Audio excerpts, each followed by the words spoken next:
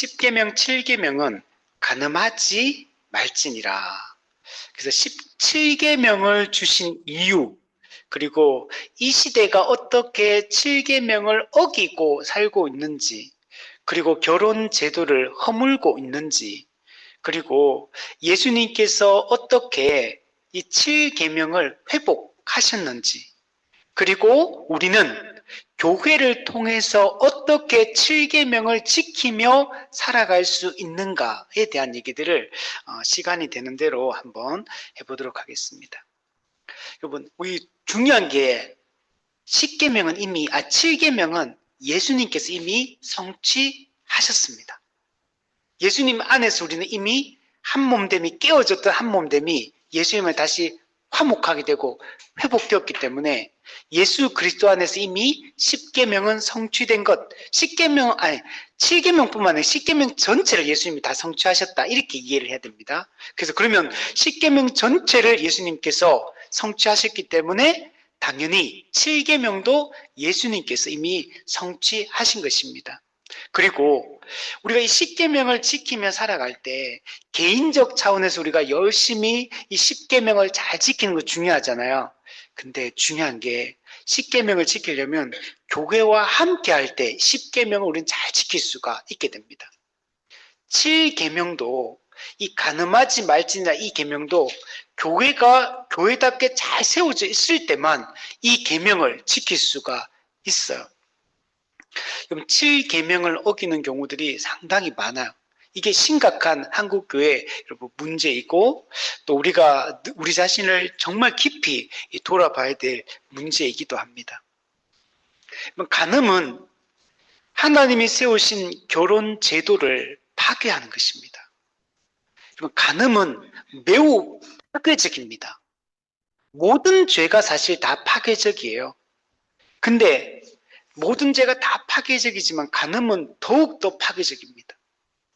결혼 제도를 벗어나 있는 간음은 자기 자신도 망치고요. 그 간음하는 상대방도 망치고요. 그 주변에 있는 가족들과 이웃들과 친구들도 망쳐요. 자기 자신, 상대자, 주위에 있는 사람들, 전인격에 영향을 미치고 이게 파괴시킵니다. 그리고 간음은 사라지는 게 아니에요. 한평생을 따라다닙니다. 이 죄에 빠지게 되면 한평생 따라다니게 되고 파괴적인 영향을 미치게 됩니다. 신자든지 불신자든지 본인이 의식하든지 본인이 의식 못하든지 파괴적인 영향을 끼치는 게 간음입니다. 그러나 이제 방법이 없는 건 아니에요. 하나님께 진정으로 회개하면 하나님은 용서하십니다. 우리가 진정으로 회개하면 하나님이 다시 우리를 깨끗한 사람으로 하나님이 인정해 주십니다. 그래서 우리가 회개가 중요합니다. 우리가 연약하기 때문에 넘어지고 잘못할 실수하고 이렇게 할 수 있거든요. 누구든지. 그리고 여기는 예외도 없습니다. 최근에도 제가 예전에 청년 때 읽었던 책 중에 그 책을 쓴 그 기독교 작가가 있어요. 유명한 분이에요. 유명한 분이고 이분도 되게 좋은 책들 많이 썼고 은혜와 관련된 책들 막 좋은 책을 제가 이분 책들 읽은 기억이 많거든요. 너무 좋은 분인데 얼마 전에 스스로 자기가 이제 간음을 했다 이렇게 몇 년 동안 이렇게 어떤 사람과 이게 불륜을 했다 이런 얘기를 이분이 스스로 고백했어요. 스스로 외국 사람 스스로 고백했고 이분이 가족에게도 회개하고 교회도 회개하고 그리고 모든 활동을 다 중단하고 이제 회개하겠다. 이분이 아무도 드러난 게 아니고 스스로 고백을 했어요. 근데 이런 일들이 너무 많아요. 이런 일들이 너무 많고 우리가 지금 동성애 문제를 한국교회가 이슈가 돼 있잖아요. 그래서 동성애 가지고 막 안 된다, 차별금지법 동성애 가지고 정말 많은 얘기를 해요. 물론 그거 잘못됐죠. 근데 사실 그 이전에 우리가 뭘 더 우리가 회개해야 되고 강조해야 되냐면 성적 타락 이 자체를 더 강조해야 되고 더 회개해야 되고 더 목소리를 높여야 될 문제예요. 사실 동성애도 잘못된 게 맞죠. 그 반대해야 되는 게 맞지. 그러나 동성애가 많겠습니까? 성적 타락 이 자체가 더 많겠습니까? 이게 훨씬 큰 문제거든요. 우리가 동성애도 막아야 되는 게 맞아요. 근데 거기에 더해 이 성적 타락 자체를 더 심각하게 다뤄야 되고 강조, 이건 광범위하게 우리 가운데 퍼져 있는 문제이기 때문에 더욱더 심각한 문제라는 걸 인식을 해야 됩니다. 간음은 합법적인 결혼 제도를 통해서 합법적으로 결혼한 배우자 이외에 다른 사람과 성적 관계를 맺는 것을 간음이라고 합니다. 제가 다음에 이거 간음을 이제 정의를 찾아보니까 결혼한 사람이 배우자가 아닌 다른 이성과 성관계를 맺는 것 이렇게 기록되어 있더라고요. 위키 백과에 보니까 좀 더 자세하게 설명해줘요. 간음은 부부가 아닌 남녀가 성관계를 맺는 것을 말한다. 더 포괄적이에요. 여기는 강간, 간통, 성매매 뿐만 아니라 미혼인 사람과의 결혼하기 이전에 미혼인 사람들끼리 성관계를 맺는 것까지 이게 간음이다. 이렇게 여러분 정의를 내리고 있습니다. 그러니까 간음은 결혼 전, 그러니까 결혼하기 전에 성관계를 맺는 혼전, 그리고 혼외, 결혼 제도 바깥 합법적 부부가 아닌 사람이 성관계를 맺는, 이게 이 두 가지를 다 합쳐서 우리가 이 간음이다 이렇게 이야기를 한다는 겁니다. 하나님은 오직 결혼 제도 안에서만 합법적인 부부 사이의 성적 연합과 성적 친밀감을 여러분 허락을 하신 것입니다. 하나님은 사람을 창조하셨고, 그리고 이 성적인 욕구는 누가 주신 겁니까? 타락 이후부터 이게 생긴 거야? 아니요. 사람을 하나님 만드시고 타락 전부터 하나님이 주신 자연스러운 거예요. 그리고 이 성적인 욕구가 잘못된 게 아니고 욕구 그 자체는 하나님이 합법적인 결혼 제도 안에서 부부 사이에 또 경건한 자손을 얻기 위하여 주신 방법이에요. 그리고 하나님과 우리와의 한몸됨을, 연합을, 부부 사이의 한몸됨과 연합을 통해서 하나님과 우리 사이의 하나됨과 연합을 경험하게 하기 위하여 주신 하나님이 만든 이 제도라는 것. 그래서 이 자체를 우리가 부정적으로 봐서는 안 됩니다. 이걸 통해서 하나님은 생육하고 번성하게 하나님을 섬기고 예배하는 자들이 세상에 가득해지기를 하나님이 기뻐하셨던 겁니다. 그래서 아담과 하와를 만들고 두 사람을 한 몸 부부가 되게 하신 것. 하나님이 짝지어 한 몸 부부가 여러분 되게 하신 겁니다. 그 창세기 2장 24절. 아직 타락하기 전이에요. 창세기 3장에서 타락하고 2장은 타락하기 전이거든요. 이러므로 남자가 부모를 떠나 그의 아내와 합하여 둘이 한 몸을 이룰지로다. 네. 그의 아내와 합하여 둘이 한 몸을 이룰지어다. 타락하기 전에 주신 명령입니다. 그래서 성경은 결혼관계를 선한 것으로 묘사를 하고 있습니다. 성경은 결혼이라는 걸 부정적으로 보지 않아요. 성적인 욕구, 부부 사이에 이루어지는 성적 친밀감, 성적인 연합을 부정적으로 더럽다고 보지 않는 겁니다. 이렇게 보는 사람들이 상당히 많아요. 매우 잘못된 생각입니다. 교회 안 다니는 사람들이 그렇게 생각하는 것도 문제가 있는데 교회 다니는 사람들조차도 그렇게 인식하고 있는 사람들이 있습니다. 그거는 잘못된 거예요. 잠언 5장에 보면 내 샘으로 복되게 하라. 내가 젊어서 취한 아내를 즐거워하라. 그는 사랑스러운 암사슴 같고 아름다운 암노루 같으니 너는 그의 품을 항상 족하게 여기며 그의 사랑을 항상 연모하라. 그의 품을 족하게 여기고 그의 사랑을 연모하라 이렇게 얘기하는 거예요. 이거 여러분 이거 되게 성적인 얘기예요. 이거 이게 부부 사이에 이루어지는 이 성적인 그 부부 사이의 친밀감을 누릴 걸 얘기하는 거. 그럼 나중에 제가 아가스 강의를 한번 할게요. 한번 아가스 강의로 제대로 들어보면 놀랄 겁니다. 얼마나 그런 이게 그걸 바탕으로 기록하고 있는지 몰라. 그런 내용이 진짜 많아, 그 내용 속에.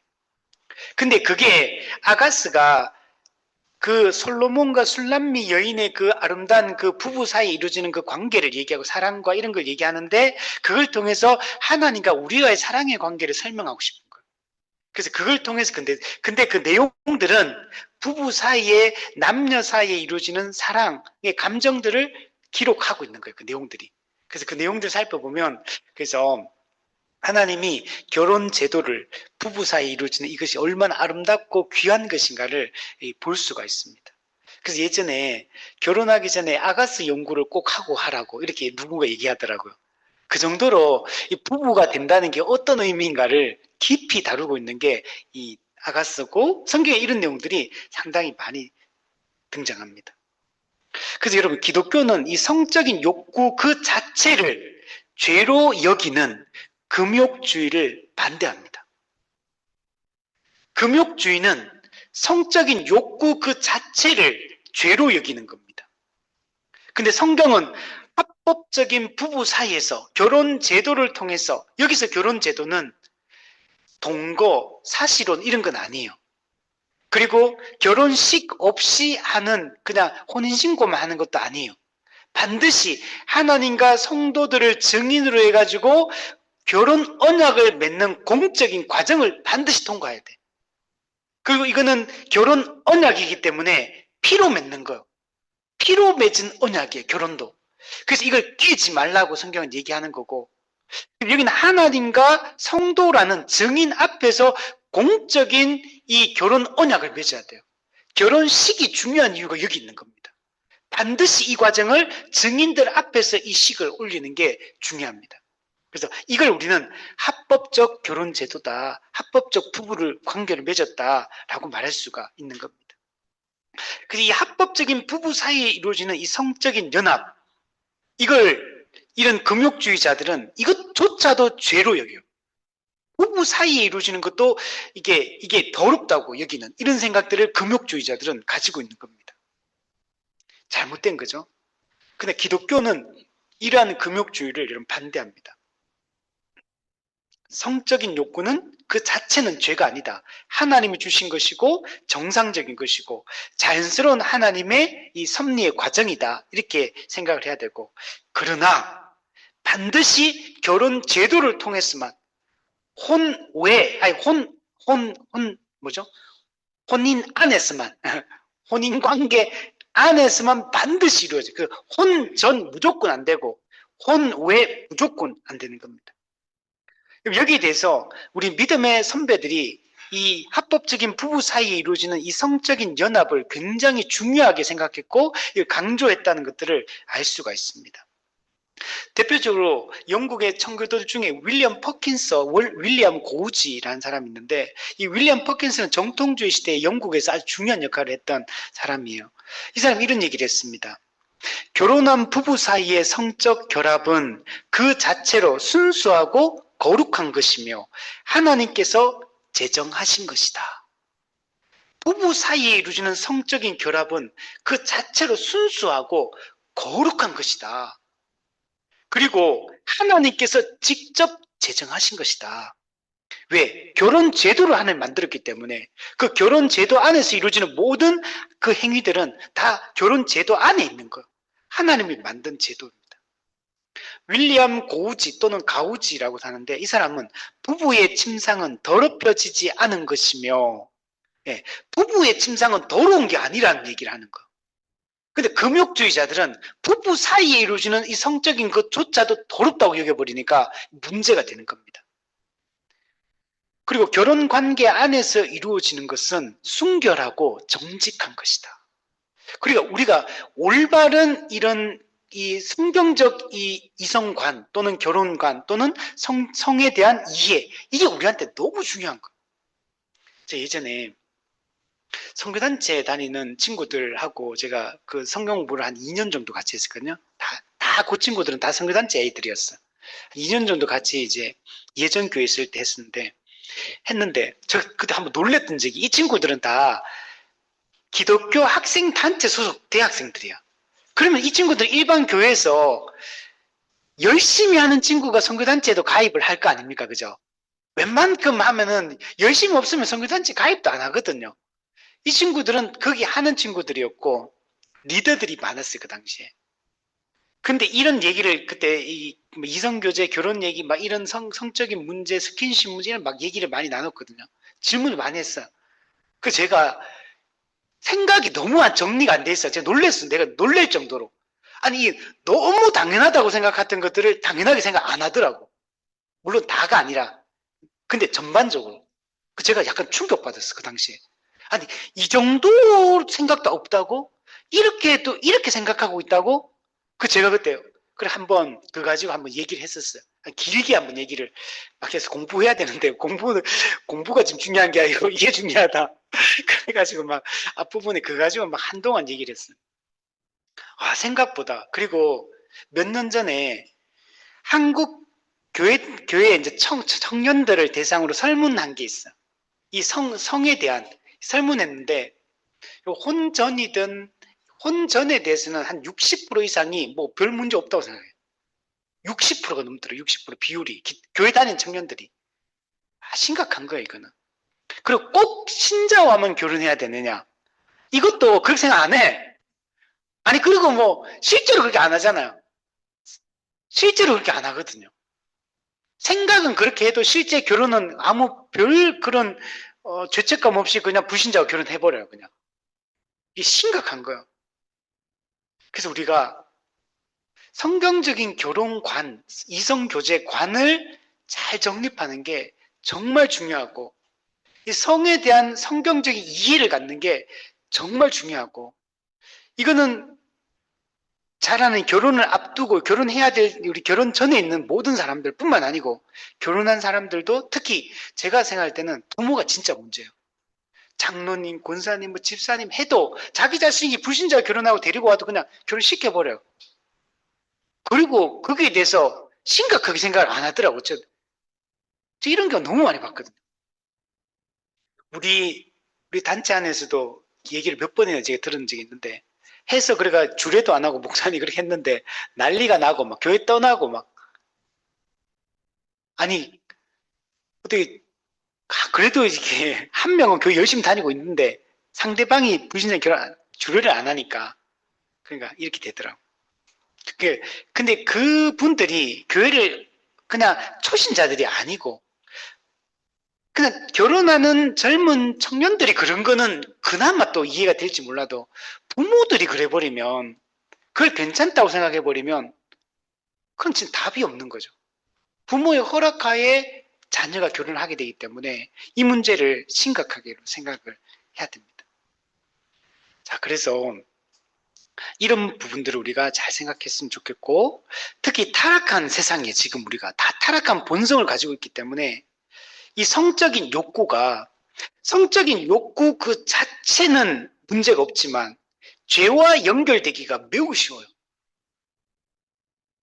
타락하다 보니까 성적인 욕구가 결혼 제도 안에서 합법적으로 이루어지는 게 아니고 결혼 제도를 벗어나서 다르게 사용될 가능성이 매우 높아요.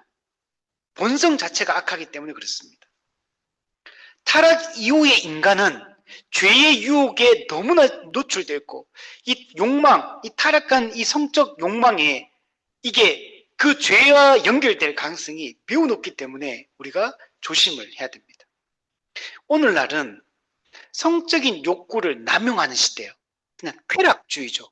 금욕주의가 아니라 쾌락주의로 흐르고 있습니다. 금욕주의도 없는 게 아니 있어. 금욕주의를 추구하는 사람들도 있고, 교회 다니든 안 다니든 간에 근데 교회 다니든 안 다니든 쾌락주의를 추구하는 사람은 훨씬 많아. 이게 별 문제가 없다. 결혼과 상관없이 내가 원하기만 사랑하는 사람과 이렇게 이게 사랑의 마음을 표현하는 건데 그게 뭐가 문제가 있느냐. 서로가 합의하에 둘이 원하기만 하면 이게 뭘 문제냐. 남에게 피해를 입히는 것도 아니고, 그죠? 나쁜 짓 하는 것도 죄 짓는 것도 아니고 우리끼리 사랑해서 이렇게 하는데 뭐가 문제냐, 이렇게 생각을 한다는 겁니다. 그 사랑하는 사람끼리 오히려 이런 것도 권장되어야 될 것처럼 이런 걸 생각하는 사람들도 있다는 거예요. 그게 뭐가 문제냐?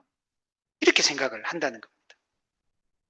그래서 사랑하는 사람 사이에 이루어지는 매우 아름다운 것으로 낭만적인 로맨스로 이렇게 포장되어서 현재는 가르쳐지고 있다는 겁니다.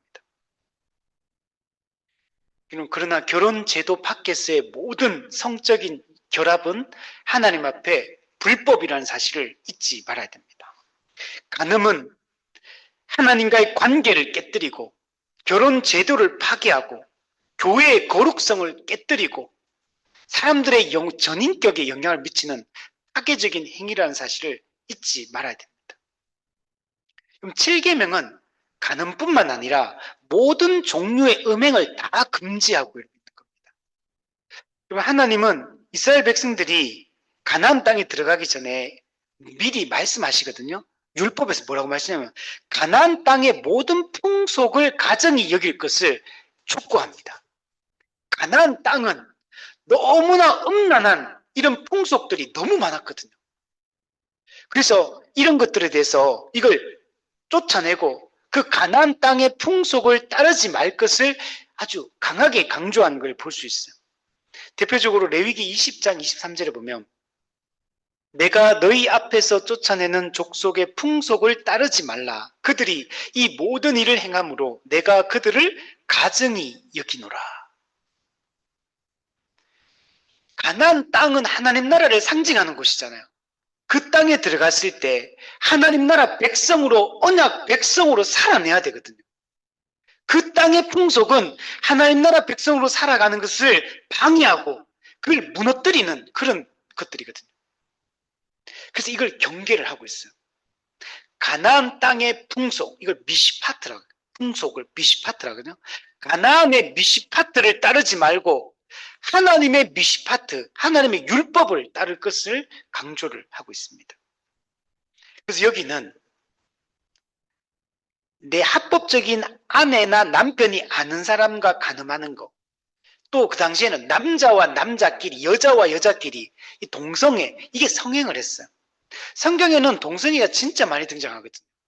여기에 대해서 금지하는 구절들이 너무 많아요. 그리고 성경에 보면 율법에 보면 짐승과 사람이 수간하는 거, 이것도 내용이 나와요. 이 모든 것에 대해서 이게 가나안 땅의 풍속이었기 때문에 그래요. 이런 것들을 철저하게 경계하라고 말씀합니다. 하나님은 이런 것들을 가정히 여기신다라고 말합니다. 그러니까 지금 이 간음하지 말라는 이 7계명은 단순히 간음이라는 요 하나의 문제가 아니고 모든 종류의 음란한 풍속, 음란한 문화, 이 모든 것을 음란한 행위를 금지하고 있다. 이렇게 우리가 생각을 해야 됩니다. 교회에서 이런 얘기를 많이 해야 돼요. 아까도 얘기했잖아요. 예수님이 7계명을 성취하셨다. 근데 이 7계명을 우리가 그러면 성취한 7계명을 하나님 백성을 언약 백성으로서 거룩하게 살아가야 되는, 살아갈 때 교회가 중요합니다. 교회가 성도의 교제가 긴밀해야 되고 교회적 삶을 살고 있어서 이런 이성 교제할 때도 교회와 함께 해야 돼요. 결혼을 준비할 때도 교회와 함께 해야 돼요. 결혼 이후에도 부부로서 살아갈 때도 교회와 함께 해야 돼. 교회의 관할과 지도를 받지 않으면, 없으면은 결혼 전에도 혼 전에도 혼인 이후에도 문제가 생길 수 있어요. 교회와 함께 하지 않으면 7계명을 지키며 살아가는 게 어려워요. 여러분, 개인을 믿으면 안 돼요. 여러분은 아무도 믿지 마십시오. 자기 자신도 믿지 마십시오. 내가 제일 문제야, 내가. 남이 문제가 아니고. 내가 문제야, 내가. 나를 믿으면 안 돼요. 나는 절대로 안 그럴 거다. No. 수많은 정말 훌륭했던 인물들이 여기에 얼마나 많이 넘어졌는지 몰라. 특히 여기 넘어진 사람들 중에 많은 사람들이 앞에 서는 사람들. 그렇게 되게 가시 높아요. 되게 사람들이 좀 이렇게 막 사람이 따르고 인기가 생기고 인정을 받고 이런 사람들이 이렇게 될 가능성이 높아요. 근데 그거는 그것만 아니에요. 사람 사이에도 그냥 성도들끼리도 그는 특히 직장 조심해요. 직장 안에서 직장 동료끼리 이런 문제 진짜 많아요. 정말 조심해야 되고 친구 가까이 있는 사람들 다 조심해야 돼. 무조건 남도 믿지 말고 이 성적인 문제에 있어서는 남도 믿지 말고 나도 믿지 말고 아무도 믿지 마라. 오직 하나님만 믿어라. 그리고 교회의 권면을 계속 들으라. 교회의 권면, 가족들의 권면, 주변 친구들의 권면, 나를 지켜줄 수 있는 사람을 많이 둬야 돼. 내가 잘못된 길로 갈 때 나를 멈추게 할 수 있는 사람, 스탑! 이렇게 해줄 수 있는 사람. 이 사람이 없으면 안 되고 빨리 문제를 해결해야 됩니다. 신약 성경도 모든 종류의 음란 행위를 정죄합니다. 고린도전서 6장 18절 이건 한번 찾아볼게요. 고린도전서 6장 18절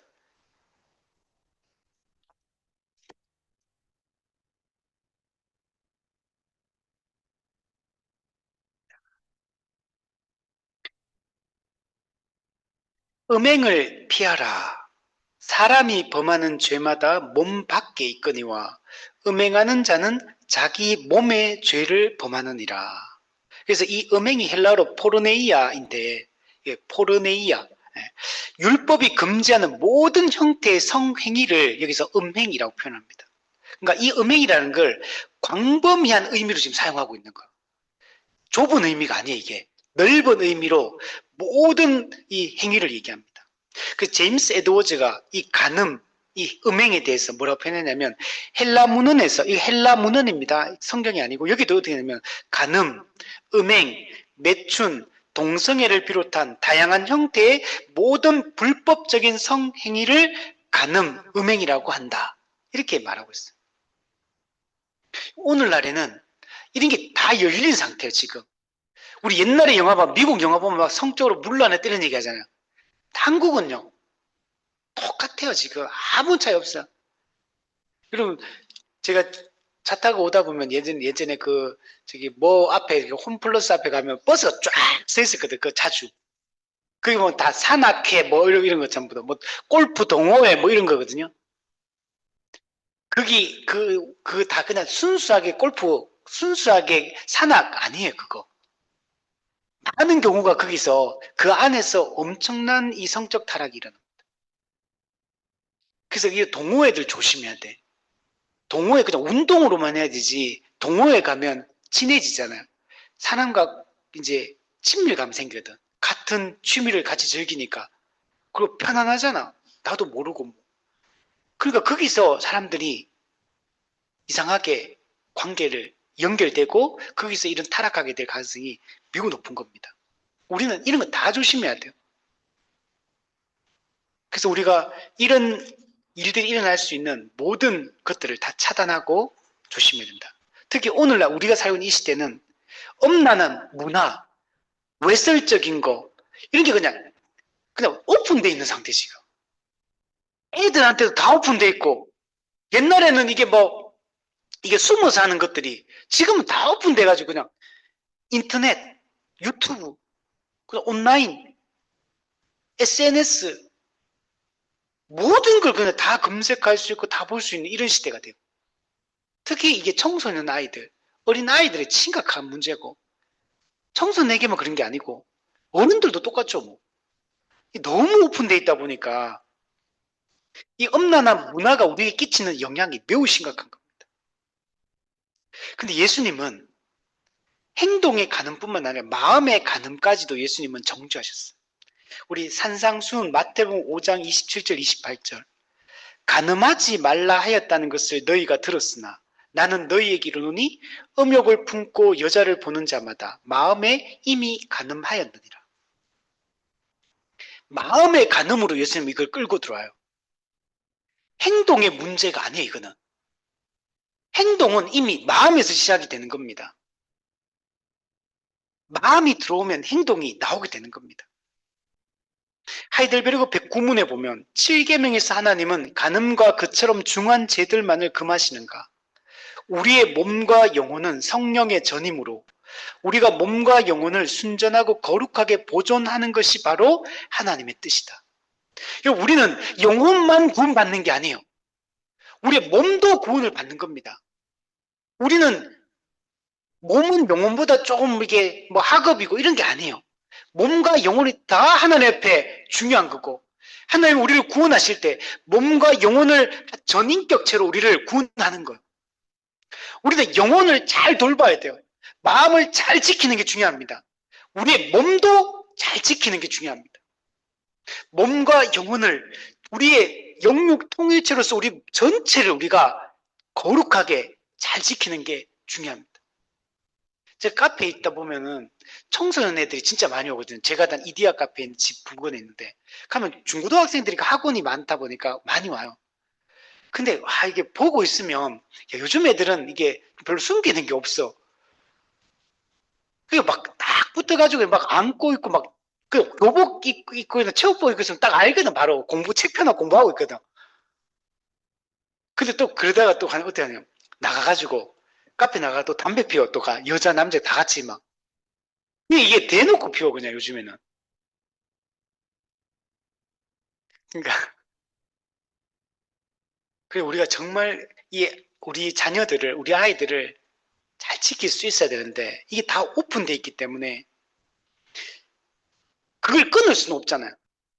그래서 그 하는 게 뭐냐, 대안학교 보내고 이런 거 하거든. 저는 그건 대안이 안 된다고 생각해요.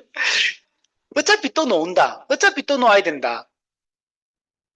그러니까 아니면 그 산속에 그냥 가다 놓고 뭐 수도원 같은데, 그죠? 평생 죽을 때까지 수도원에 할 수 없잖아, 우리가. 예수님도 그렇게 안 했어요. 예수님이 언제 우리를 산에 가서 신앙생활 열심히 해라, 거룩하게 자기를 지켜라 이렇게 한 적 없잖아요. 예수님의 주 활동 무대는 가버나움이거든요. 가버나움이 주 활동 공생의 핵심, 거기는 가장 세속적인 도시야, 가버나움은.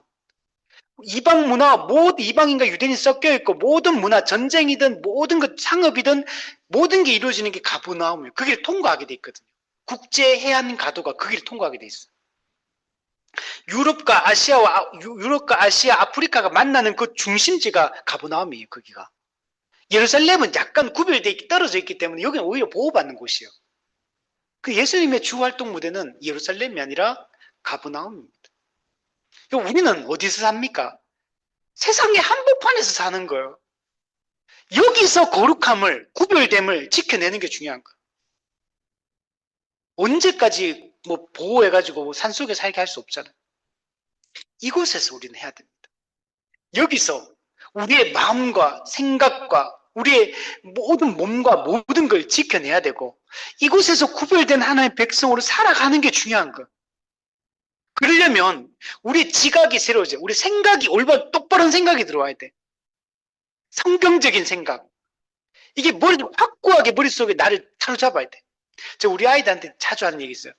하늘이는 군대 갔다 오고 난 이후부터 이성교제 하고, 사랑이는 대학교 3학년 때부터 이성교제 해라. 그 전까지는 열심히 말씀을 배우고 열심히 여러 사람과 교제하면서 사람 보는 눈을 키우고 이거 해야 될 때다. 그 이후부터는 열심히 해라 이제.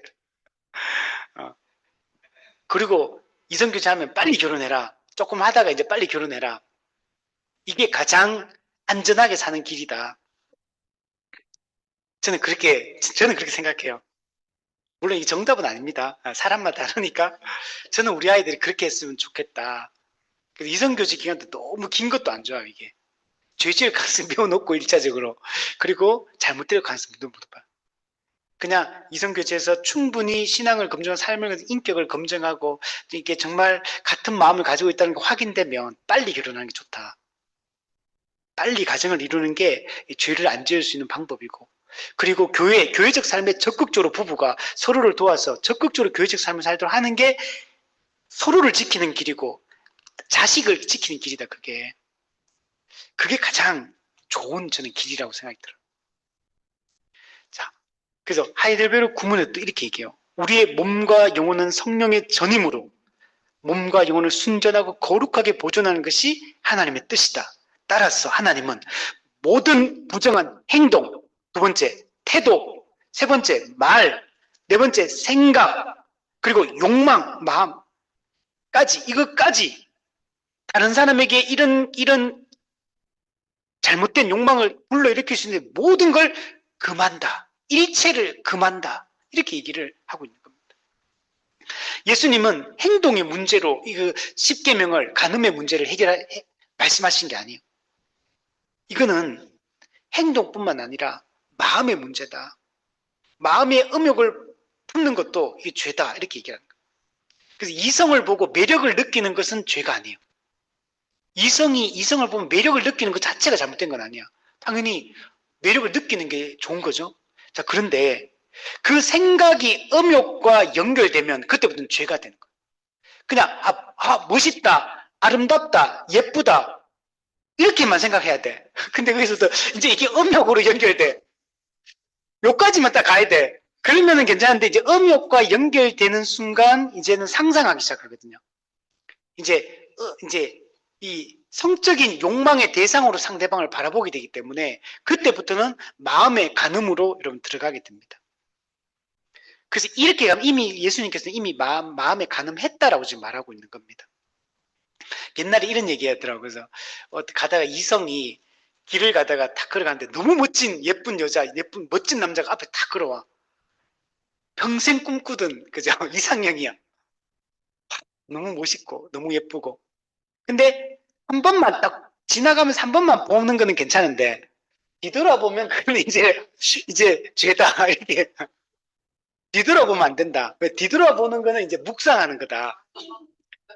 그죠? 성적인 대상으로 바라보면서 이제 음욕을 마음에 품는 과정이기 때문에 바라보지 마라. 이런 거죠. 그래서 우리가 이 경각심을 가져야 되고 이게 행동의 문제가 아니기 때문에 마음의 문제이기 때문에 아무도 자유로울 수 있는 사람이 없는 거예요. TV를 볼 때도 영화를 볼 때도 그냥 그런 게 너무 많이 등장하잖아요. 유튜브 봐도 너무 나오고 인터넷 봐도 그냥 내가 보고 싶지 않아도 그냥 떠버려 그냥. 안 그런가? 뜨잖아. 막 뜨잖아. 그냥 뭐 검색하다가 넘기는데 막 그런 거 막 광고도 뜨고 막 계속 뜨잖아요. 내가 어떤 검색을 딱 했는데 내가 이미지 파일을 찾는다고 뭐 하나 딱 검색을 찾았는데 또 이상한 게 뜰 때도 있고 그냥 유튜브 그냥 SNS 보다가 또 넘기다 보면 막 뜨고 그냥 막 뜨거든요. 그러니까 우리가 이게 간음의 문제가 행동의 문제만이 아니고 마음의 문제이기 때문에 누구도 자유로울 수 없고 누구도 여기서 경각심을 안 가져도 되는 사람은 없다는 거. 예전에 제가 그 코스타에서 이제 이성교제와 결혼 이런 거 강의하시는 교수님이 그 의사 선생님인데 그분이 강의하는 걸 이제 들었는데 이런 얘기 하더라고요. 남자에 대한 얘기 하면서 남자는 나이가 들어도 똑같다. 이런 얘기, 똑같다. 이제 이런 얘기 하더라고요. 그래서 항상 조심해야 된다. 예전에 들었던 어떤 강의 어떤 신대원 다닐 때 강의 수련회 강사 목사님이 예화 들었던 예화인데 거기도 똑같더라고요. 그 선배 목사님이 은퇴를 하신 거예요. 목사님이 은퇴하셨는데 그 후배 목사인 자기한테 이렇게 얘기해요. 내 고민이 많다 요즘에.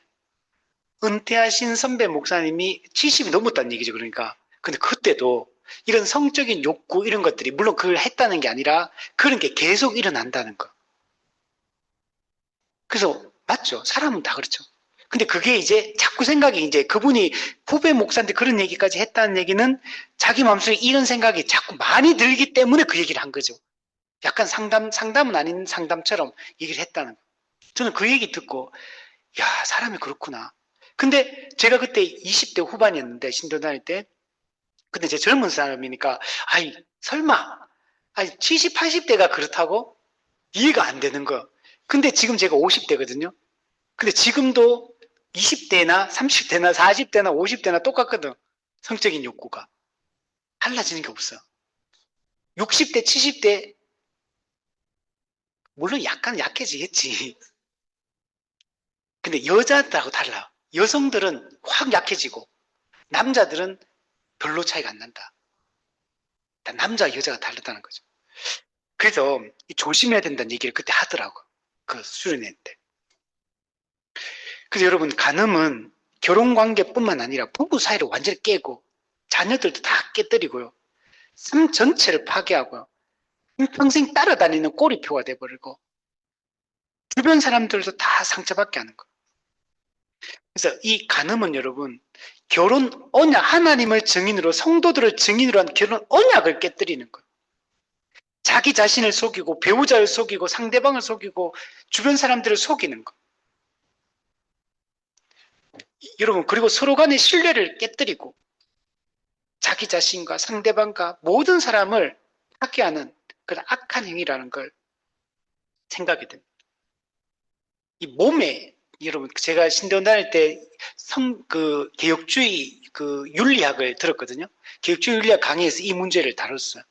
그래서 혼전이든 혼외든 합법적인 부부가 아닌 사람이 성관계를 했을 때 일어나는 거기에 그 영향에 대한 얘기를 그때 강의를 하셨거든요.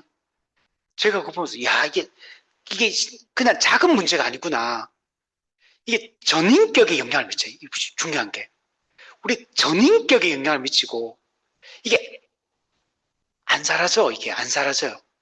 이게 불쑥불쑥 살면서 계속 그 영향이 그 삶에 계속 나타난다는 거. 물론 아까도 말했지만 진정으로 회개하면 하나님 용서해 주십니다. 그래서 이미 이런 죄를 지었다 하더라도 진정으로 회개하면 하나님이 용서해 주셨다는 확신을 가져야 돼요. 나는 다시 하나님 앞에 깨끗한 사람, 순결한 사람이 되었다라고 생각을 해야 돼요. 자기 자신을. 우리 마찬가지예요. 칭의가 뭐예요?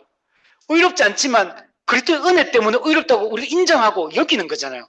마찬가지로 모든 죄가 다 그런데 진정으로 하나님께 회개하고 우리가 돌이키고 그렇게 하면요, 하나님 우리를 깨끗한 자로 용서해 주셨다는 걸 확신하고 그때부터는 나는 하나님 앞에 다시 깨끗한 자다, 이 성적인 부분에 있어서 순결한 자다, 이 생각을 가지고 살아가야 됩니다.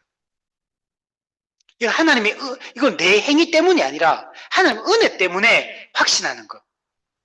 그래서 이렇게 생각하는 게 여러분 중요합니다.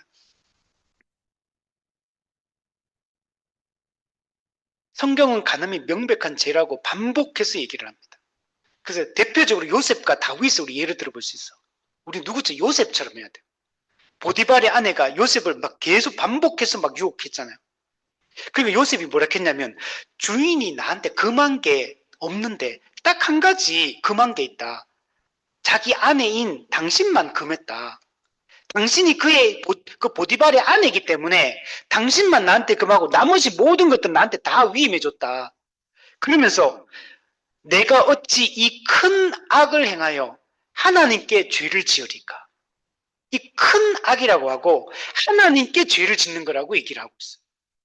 그러면서 요셉 때문에 근데 보디발의 아내는 계속 눈짓하고 유혹하고 계속 했거든요. 요셉 어때 합니까? 도망치잖아요.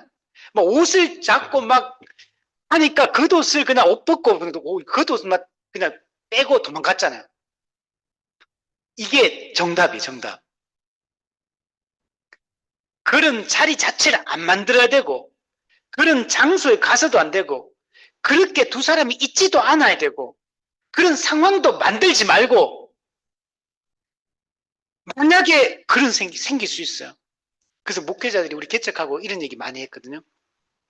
교회에 어떤 게 실제로 있어요. 이런 일들. 교회에 어떤 사람이 갑자기 어떤 여자 젊은 사람이 들어왔는데 와가지고 옷을 다 벗어버렸다는 거예요. 그런데 그거 만약에 CCTV가 있었대요. CCTV 없었으면 만약 그 사람이 신고를 해버린다. 그 누구 편 들겠습니까? 여자 편 당연히 들죠. 요즘에 그래서 남자들이 이런 일을 당하는 거 되게 많아요. 여자들이 이상한 사람도 많거든. 제가 얼마 전에 봤는데 택시 기사도 이런 거 있더라고요. 택시 기사가 자기 그 직업 소개하는데 택시 기사가 났는데 그런 사람 진짜 많대요. 여자들이 밤늦게 술 취해가지고 택시 세워주면 자기 집에 가자 그러고 그렇게 하는 사람이 진짜 많다 그러더라고. 저도 그 유튜브 그거 보고 알았어. 실제로 그런 일들이 많다 그러더라고. 근데 그 상황에서 그리고 막 거기서 택시 안에서 옷 벗고 막 이런 사람들도 있대요. 그러면은 만약에 신고해버리면 무조건 그 택시 기사는 당하는 겁니다, 남자가. 그래서 근데 그게 있기 때문에 예, 그죠? 그 영상이 있잖아. 녹화를 하고 있기 때문에 그러니까 괜찮은 거지만 근데 그런 유혹이 많다는 거. 꽃뱀이 그러잖아. 꽃뱀. 실제로 그런 게 있대요. 그래서 우리가 그런 상황 다 그래서 우리 개척할 때도 그런 얘기 했어. 그래서 무조건 만날 때 문 다 열어놔라. 둘이 우선 1대1로 만나지 마라. 만나지 말고 만약에 혹시 만나게 되더라도 찾아왔는데 문 열고 들어와 버렸는데 뭐 나가라 할 수는 없잖아. 그 상태에서. 그때 무조건 문 열어놔라. 그걸 할 수 있으면 교회도 요즘에는 CCTV를 달아놔라. 이런 얘기를 많이 해요. 도둑의 문제도 있고 또 막 다툼의 문제도 있고 막 이런 여러 가지 문제가 있기 때문에 그 영상으로 남겨서 증거를 남겨놔라. 근데 또 약간 또 프라이버시 또 침해 문제가 또 있어가지고 이게 좀 조심스러워. 근데 요즘은 교회 사실은 다 대부분 다 있습니다. 사실은 큰 교회는 다 있어요. 몇 개씩 있어요. 보면 곳에 다 있고 그래서 할 때는 이런 것도 조심해. 요셉처럼 도망쳐라. 같이 있지도 마라. 대화도 하지만 대화할 필요 없어. 할 필요가 뭐 있어 이 상태에서. 그냥 아니다 싶고 이상하다 싶으면 그냥 피하고 만나지 말고 연락도 받지 말고 그냥 끊어야 되는 거예요. 그냥. 이상한데 왜 만나? 근데 반대로 했던 사람 있죠. 다윗. 그냥 다윗은 밧세바가 저 멀리서 우리 집도 아니야. 저 멀리 있는 집에서 목욕하는 모습을 그냥 우연히 창문으로 봤어. 근데 거기서 이제 딱 내가 지나가다 볼 수 있잖아요. 그래서 끊었으면 되는 눈을 돌렸으면 되는데 그래서 계속 묵상하는 누구지 계속 봐. 음력이 들어왔죠. 묵상하기 시작했어. 그리고 종을 보내가지고 누군지 알아봐라. 확인해. 그리고 데리고 와라. 데리고 와요. 그리고 동침을 해버려. 그리고 나서 이게 발각될까봐 남편 우리아를 전장의 최일선으로 보내가 죽게 만듭니다. 살인 교사까지 하게 됐죠. 이렇게 되는 거예요. 여러분, 사람한테 안 들킨다고 되는 게 아니잖아요. 1차적으로 자기 양심에 걸리잖아. 자기 양심을 속인 거잖아요. 두 번째, 다른 사람한테 또 안 걸렸다고 되는 게 아니에요. 그죠? 다른 사람이 또 알게 되죠. 또, 그건 다 몰라도 하나님 알잖아. 그러니까 우리가 언제든지 우리가 넘어질 수 있다는 사실을 알아야 돼요. 나는 안 넘어진다. 절대 믿으면 안 돼. 그리고 특히 이 성적인 문제는 여자가 중요합니다. 여성들이 더 중요해요. 남자들이 욕망이 더 강하기 때문에 여자들이 확실하고 단호하게 해야 돼. 기준을 확실하게 세우고 여자가 단호하게 딱 끊지 않으면 남자는 넘어갈 확률이 높아요. 물론 여자들 중에도 아닌 사람도 있을 수 있습니다. 근데 그래도 여자들이 좀 더 여자가 기준을 정확하게 잡고 스킨십이든 모든 문제 명확하게 해야 돼요. 기준을. 그리고 타협하면 안 되고 또 남자도 이걸 지켜줘야 되고 이성교제 때도 마찬가지예요. 이성교제도 뭐 만나면 끝나는 게 아니잖아요. 내가 이 사람과 헤어졌다고 이 사람 결혼 안 하는 게 아니죠. 이 사람 또 누군가의 아내가 될 거고 누군가의 남편이 돼야 될 사람이에요. 그 사람을 지켜줘야 돼. 우리 둘만 재밌게 지내면 되는 게 아니고 나하고 결혼한 게 아니잖아 이 사람은. 헤어지면 헤어지고 났을 때 이 사람이 누군가의 아내와 남편이 되어도 문제가 없도록 만들어줘야 돼. 지켜줘야 되는 거야.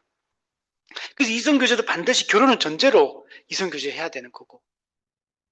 그냥 막 사귀고 연애 따로 결혼 따로 지금 이게 그냥 기본이잖아. 기본 장착된 생각들인 사람들의. 너무 심각한 거야. 그럼 교회는 절대로 이런 생각들 이걸 용납해서는 안 됩니다. 그래서 우리가 자기 자신도 다른 사람도 잘 지켜줄 수 있도록 해야 됩니다. 고린도전서 6장에 보면 무리한 자가 하나님의 나라를 유혹으로 받지 못할 줄 알지 못하느냐. 미혹을 받지 말라. 그리고 이렇게 말해요. 하나님 나라를 유혹으로 받지 못하는 자에 대한 얘기하거든요. 그 어떤 거냐. 음행하는 자. 두 번째, 우상 숭배하는 자. 세 번째, 간음하는 자. 네 번째, 탐색하는 자. 네 번째, 남색하는 자. 여기 보면 뭐냐. 우상 숭배 빼고 전부 다 음행과 관련된 거야. 하나님 나라에 못 들어가는 누구? 우상 숭배, 영적 간음. 음행, 육적 간음. 구약도 마찬가지요. 구약에도 우상 숭배 다 영적 간음, 음행과 우상 숭배 이 두 가지 죄를 항상 지적하거든요. 신약도 마찬가지. 우리가 이 결혼 제도를 잘 지키도록 여러분 노력을 많이 해야 됩니다. 하나님의 명령이에요, 이거는. 결혼 제도가 잘 지켜지고, 가정이 지켜지고, 교회가 지켜지고, 사회가 지켜지고, 국가가 지켜지고, 이 세상이 지켜지는 거예요. 여기서 이 타락으로부터 모든 게 오는 거예요. 그래서 저는 우리나라 법 중에 제일 잘못한 게 간통죄 폐지한 거. 이거 다시 빨리 부활시켜야 돼. 이게 대체 이런 것도 꼭 지켜야 되고. 여러분, 간음은 하나님의 섭리를 거스르는 겁니다. 가정과 교회와 사회 질서를 무너뜨리는 거고, 그 사람과 당사자와 그 주변 사람들 다 영혼을 파괴하는 행동이라는 걸 잊지 말아야 됩니다. 하나님은 결혼 제도를 통해서 한 몸 부부로 만드셨죠. 근데 인간이 타락해서 한 몸이 깨어졌잖아요. 근데 예수 그리스도께서 다시 십자가를 통해서 회복시켜서 다시 돕는 배필로 우리가 살게 하신 거예요. 창세기 2장에 보면 사람이 혼자 사는 것이 좋지 아니하니 내가 그를 위하여 돕는 배필을 지으리라. 혼자 사는 게 좋지 않단 말이 외로워서 좋지 않다 이 말이 아니에요. 사람은 전혀 외롭지 않아요. 하나님과 교제하는데 뭐가 외로워요? 타락전인데. 하나도 안 외로워요. 여기서 그럼 왜 혼자 사는 게 좋지 않다라고 얘기하느냐? 그리고 왜 돕는 배필, 적합한 짝, 알맞은 짝을 세웠느냐? 그 앞에 나오는 모든 생물을 다스리라. 사람에게 주신 사명을 수행함에 있어서 서로가 서로에게 돕는 배필이 되어서 하나님 나라를 드러내라고, 그걸 하라고 한 몸을 만들어 준 거지. 두 사람 잘 먹고 잘 살라고 만든 게 아니에요. 부부의 한 몸됨 하나됨 연합을 통해서 하나님과의 이 친밀함을 경험하고 그 연합을 경험하고 하나님이 인간을 세우고 세상을 창조하신 그 목적과 사명을 수행하는데 한마음 한뜻이 되어서 일을 하라고 이 결혼 제도를 만들어 주신 거예요. 그리고 이 부부 관계를 통해서 생육 번성하는 거. 어떤 생육 번성? 그냥 애 많이 낳아라 이런 얘기 하는 게 아니에요. 목사님들 뭐 애 많이 낳아라 자꾸 뭐. 그러면 성경에 독신도 말하면 안 되지. 독신도 없애야지. 독신은 왜 자꾸 강조해요 그러면? 단순히 애 많이 낳으라는 얘기가 인구 늘어나는 게 중요한 게 아니고 하나님을 섬기는 경건한 주의 백성들이 늘어나는 걸 원하는 거. 하나님의 나라의 풍성함을 위해서 얘기를 하는 거지. 그죠? 그래서 나중에 이런 독신, 그 성경은 독신을 강조합니다. 사도 바울은 할 수 있거든 독신해라고 그러죠. 왜? 때가 단축하여졌고 지금 이제 마지막 주님의 재림 때 가까웠기 때문에 결혼한 사람은 어떻게 하면 아내를 기쁘게 할까? 어떻게 하면 남편을 이거 생각하는데 결혼 안 한 사람은 어떻게 하면 주님을 기쁘시게 할까? 이거 생각하면 산다는 거. 고린도 7장에. 그래서 사도 바울은 할 수 있으면 그냥 내 생각에는 내 생각이라고 해서 자기 개인적인 생각을 말하는 게 아니에요. 하나님의 그 가르침에 근거해서 예수님이 직접 이 부분에 대해서 말은 안 해줬지만 예수님의 가르침 전부를 볼 때 이렇게 하는 게 더 옳다라고 얘기하는 거예요. 개인적인 생각이란 말이 아니고 직접 예수님의 직접적 명령 없다. 그냥 그 얘기하는 거예요. 때가 단축해지지만 할 수 있으면 독신이 좋아요. 제가 그전에는 그렇게 생각하지 않았어요. 근데 독신은 아무나 할 수 있는 게 아니기 때문에 그래서 결혼하라, 웬만하면 하라고 하는 이유는 결혼 안 하면 죄를 짓기 때문에 결혼, 혼전, 혼외로 성적인 이 관계를 맺기 때문에 그 죄를 지을 가능성이 매우 높기 때문에 그래서 성적인 욕구를 제어할 수 없는 사람 반드시 결혼해야 되는 거예요. 이게 고린도 7장에서 바울이 강조하는 바예요. 저는 그게 맞다고 봐요. 기본적으로. 주님을 위해 평생을 사는 게 더 여러분 영광스러운 겁니다. 근데 우리가 그렇게 할 수 없기 때문에 성적인 이 욕망이 타락했기 때문에 이게 다른 데로 튀어버리기 때문에 이걸 제어를 못해요 우리가. 그렇기 때문에 반드시 그걸 할 수 없는 사람은 바울이 말한 거야. 결혼해라. 그러나 주 안에서만 결혼해라. 믿지 않는 자와 멍에를 같이 매지 말고 오직 주 안에서만 결혼해라. 재혼을 하더라도 주 안에서만 재혼해라. 이 얘기를 하는 거예요. 근데 교회 안에 여러분 독신으로 사는 독신이 정말 강조가 많이 되거든요. 독신의 은사를 받은 사람들이 있어요. 그래서 나는 모든 사람이 나와 같기를 원하는, 모든 사람이. 모든 사람이 나와. 그러나 각각 하나님께 받은 자기의 은사가 있으니 이 사람은 이러하고 저 사람은 저러하니라. 그러나 내가 결혼하지 아니한 자들과 과부들에게 이르노니 나와 같이 그냥 지내는 것이 좋으니라. 그냥 결혼 안 하고 독신으로 주를 위해 평생 사는 게 더 좋다. 이렇게 얘기하는 거예요. 그래서 여러분, 대표적으로 이런 마음으로 독신했던 사람들이 있어요. 대표적인 사람이 사도 바울이에요.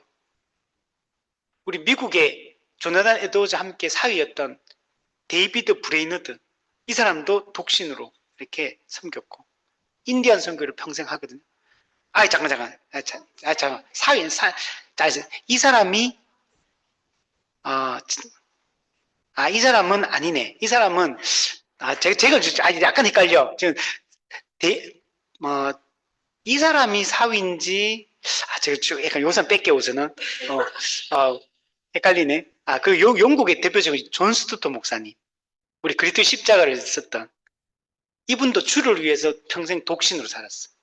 그러니까 독신이라는 거는 주를 위해 살겠다는 자기 선택이고 결단이에요. 그걸로 하는 거. 그리고 반드시 정욕이 절제돼야 돼요. 정욕 절제 안 되면 독신은 못 해요. 반드시 두 가지 조건. 주를 위해 평생 살겠다는 선택해야 되고, 두 번째는 정욕을 혼전, 혼외 전혀 안 하겠다. 완전히 이거 내가 제어하겠다. 그 두 가지 조건이 되는 사람만 독신이 가능해요. 그게 바울이 제시하는 기준이에요. 자, 그래서 임박한 환란이 닥쳐 있고 때가 단축하여 친구로 그냥 지내는 것이 좋겠다. 그래서 만약에 우리도 먼저 배우자가 사별할 수 있잖아요. 그래서 저는 그렇게 생각해요. 웬만하면 결혼하지 말고 그냥 평생 남은 인생은 주를 위해서 평생 사는 게 저는 좋다고 봐요. 물론 할 수도 있어요. 근데 정욕이 절제가 안 되면 재혼을 해야 되고 대신에 이제 죄는 지면 안 되니까. 자, 주를 위해서 중요한 건 주를 위해 결혼하고 주를 위해 독신하는 거다. 그리고 우리가 이 모든 것들은 잘 해야 된다. 자, 그래서 이건 마지막으로 이거 한번 읽어볼게요. 고린도전서 7장 32절에서 35절. 고린도전서 7장 32절에서 35절. 그냥 결혼하든 안 하든 중요한 원리가 하나가 있어요. 자, 고린도전서 7장 32절 35절. 너희가 염려 없기를 원하노라. 장가가지 않은 자는 주의 일을 염려하여 어찌하여 주를 기쁘시게 할까 하되 장가간 자는 세상 일을 염려하여 어찌하여 아내를 기쁘게 할까요? 마음이 갈라지며 시집가지 않은 자와 처녀는 주의 일을 염려하여 몸과 영혼을 다 거룩하게 하려 하되 시집간 자는 세상 일을 염려하여 어찌하여 남편을 기쁘게 할까 하느니라. 내가 이것을 말하면 너희의 유익을 위함이요 너희에게 올무를 놓으려 함이 아니니 오직 너희로 하여금 이치에 합당하게 하여 흐트러짐이 없이 주를 섬기게 하려 함이라. 네. 흐트러짐이 없이 주를 섬기는 게 중요한 거예요. 결혼을 하더라도 흐트러짐 없이 주를 섬기는 게 중요하고 독신을 하더라도 흐트러짐이 없이 주를 섬기는 게 여러분 중요합니다. 하나님이 우리를 어떤 부르심으로 부르는지 몰라요. 그러나 각 사람은 부르심을 받은 그 부르심 그대로 지내라. 우리가 요즘에 결혼 문제도 심각하잖아요. 혹시 하나님이 나는 결혼을 하고 싶은데 근데 좋은 믿음의 배우자 아직 못 만날 수 있잖아요. 그래서 독신으로 있는 기간이 길어질 수 있잖아요. 근데 그렇다고 하더라도 우리가 아무나 만나면 안 돼요. 여기에 우리가 마음이 급해지거든요. 나이가 들고 또 여러 가지 조건들을 생각하기 때문에 그래서 교회에서 이런 얘기를 해요. 미혼인 지체들한테 아무나 적당히 눈 낮춰서 결혼해라 이런 얘기를 하거든요. 매우 잘못된 생각이에요. 여러분 교회 안에서 결혼 안 한 형제 자매들 중에 주를 잘 섬기는 분들 진짜 많거든요. 진짜 귀중한 분들 열심히 섬기고 그분들한테 교회에서 막 이렇게 뭔가 문제 있는 거 아니야? 하자가 있어 그런가? 이렇게 생각을 하잖아요. 절대 안 해요. 그런 생각, 이런 말을 절대로 꺼내면 안 되고 또 특히 결혼 안 한 사람한테 왜 결혼 안 하냐? 빨리 결혼해라. 이런 얘기 하지 마세요. 물론 나한테 도움을 요청할 때가 있지. 좀 좋은 사람 있으면 소개해 주지. 그러면 내가 적극적으로 하면 돼. 그것도 아닌데 그냥 교회 안에 있는 젊은 미혼 청년들이 그런 얘기 들어버리면 그러니까 자꾸 쭈그러들게 돼요. 자꾸 마음이 위축되고 그 교회를 자꾸 떠나게 만들어요. 그래서 자꾸 여기 있는 이 사람들을 교회가 자꾸 떠나게 만드는 이런 말들을 막 하더군요. 절대 그런 얘기 하면 안 돼요. 하나님의 뜻 가운데 하나님이 적당한 때 만나게 하실 것.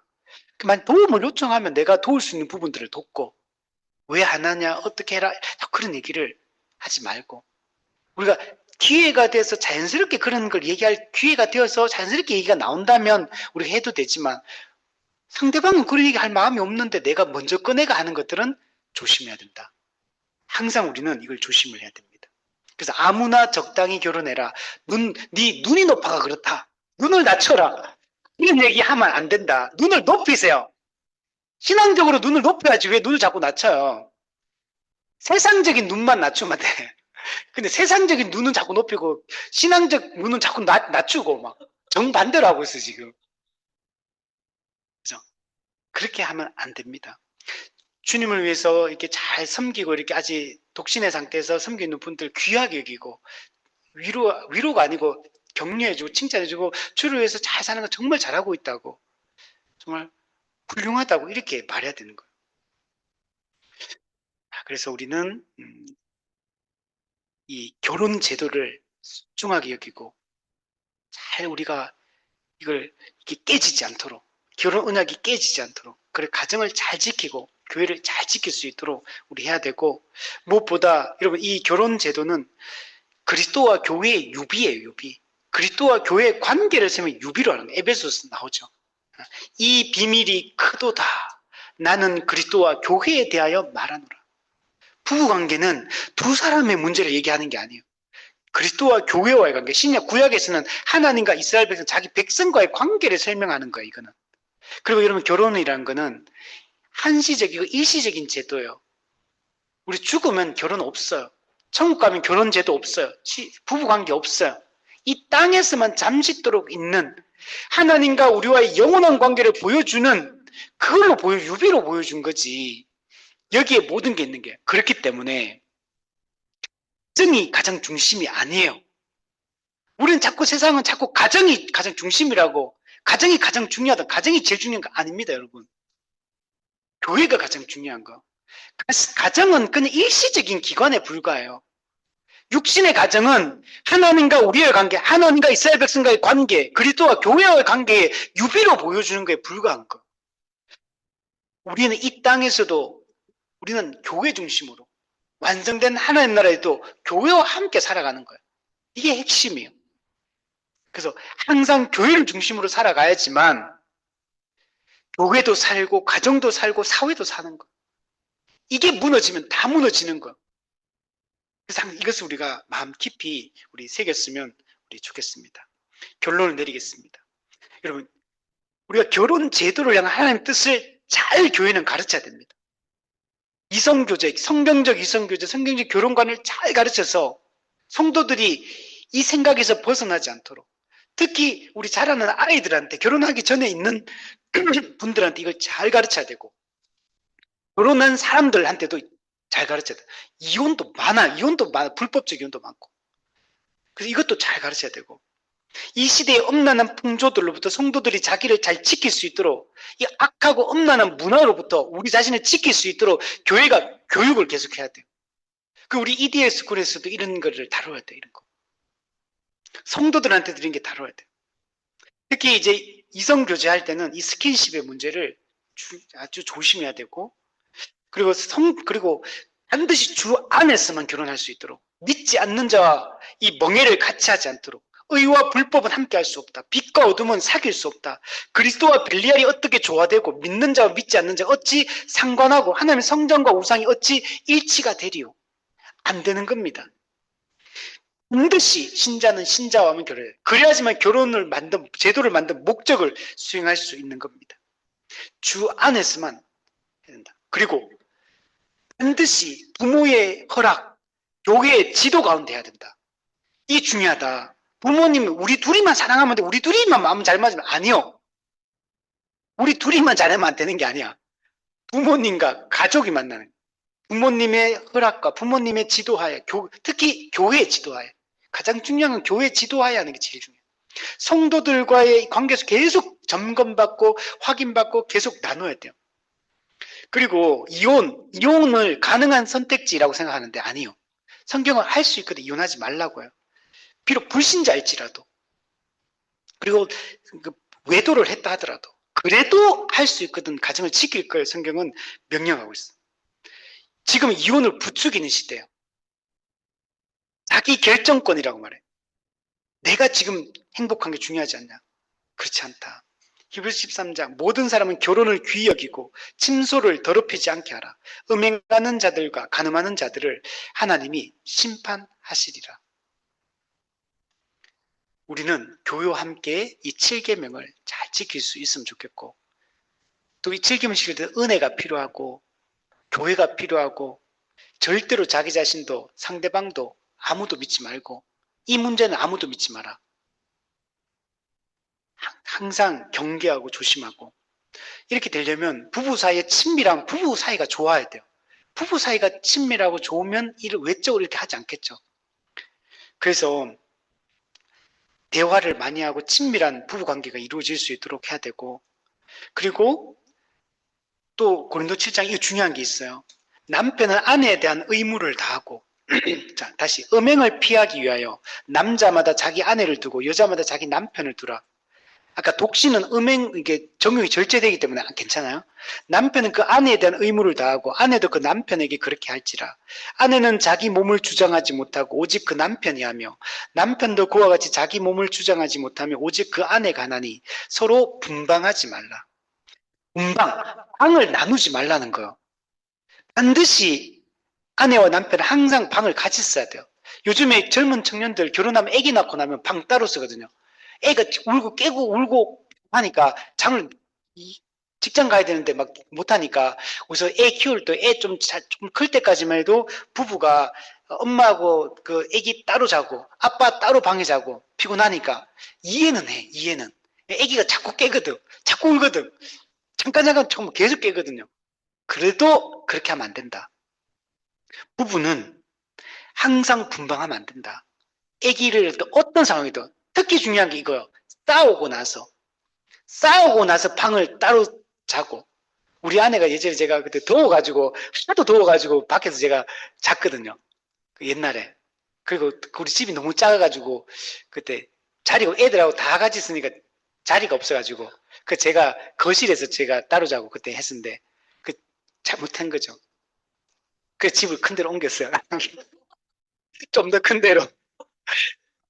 그리고 절대로 그리고 이 아내가 한 번씩 제가 준비하다가 밖에서 그때 한번 잔 적이 있는데 엄청 싫어요. 엄청 싫어하거든요. 그건 잘하는 거예요. 싫어해야 돼. 자, 표를 내줘야지 내가 그러면 안 되겠구나 이렇게 생각을 하게 되거든요. 그래서 할 수 있거든. 싸우더라도 아기를 낳더라도 어떤 상황에도 부부는 분방하지 않도록 해라. 좀 부득이한 상황, 어쩔 수 없는 상황 있잖아요. 그럴 때 말고 그때는 예외적인 거고 그런 경우 외에는 그렇게 하지 마. 성경에 이렇게 말해. 서로 분방하지 말라. 다만 기도할 틈을 얻기 위하여 합의상 얼마 동안 하되 다시 합해라. 이는 너희가 절제 못함으로 말미암아 사탄이 너희를 시험하지 못하게 하려 합니다. 분방하지 말라는 이유가 뭐냐면 남편과 아내에 대해 의무를 얘기하는 거예요. 의무가 뭐예요? 성적인 결합을 얘기하는 거예요. 부부는 이 성적 친밀감이 매우 중요합니다. 그래서 이거는 우리가 평생 합법적인 부부 사이에서는 성적인 연합을 우리가 잘 하는 게 중요합니다. 그래서 분방하지 말고 그래서 만약에 이렇게 분방을 하게 되면 절제가 안 되기 때문에 그러면 생각이 다른 데로 튀게 되고 행동이 나타날 수가 있기 때문에 그래서 반드시 부부는 같이 있어야 된다. 이게 매우 중요한 원리고 한평생 좋은 부부관계를 맺어가는 게 중요합니다. 자, 그래서 여러분 내가 성진하고 돈 많이 벌고 잘 되고 애 서울대 가고 다 잘한들 부부 사이 안 좋으면 행복합니까 인생이? 모든 조건이 다 좋은데 부부 관계가 안 좋아 사이가 안 좋아 아무 의미 없는 거예요. 그거 다 좋아 교회 생활 똑바로 안 해 부부 관계도 좋고 자식도 잘 되고 다 돈도 많이 벌고 다 잘 돼 교회 신앙생활 똑바로 안 해. 그것도 아무 의미 없는 거. 이거 살아보면 그 진짜 의미 없는 거거든. 그 진짜 그건 있어도 없어도 상관없어. 제가 어제 그림을 하나 봤는데 두 개 그림이에요. 한 사람은 BMW 타고 있고 한 사람은 완전히 낡은 차를 타고 부부 가족이 4명이 탔는데 여기는 우중충해. BMW 타고 있는데 행복하지 않아. 여기는 똥차를 타고 있는데 웃으면서 너무 행복해.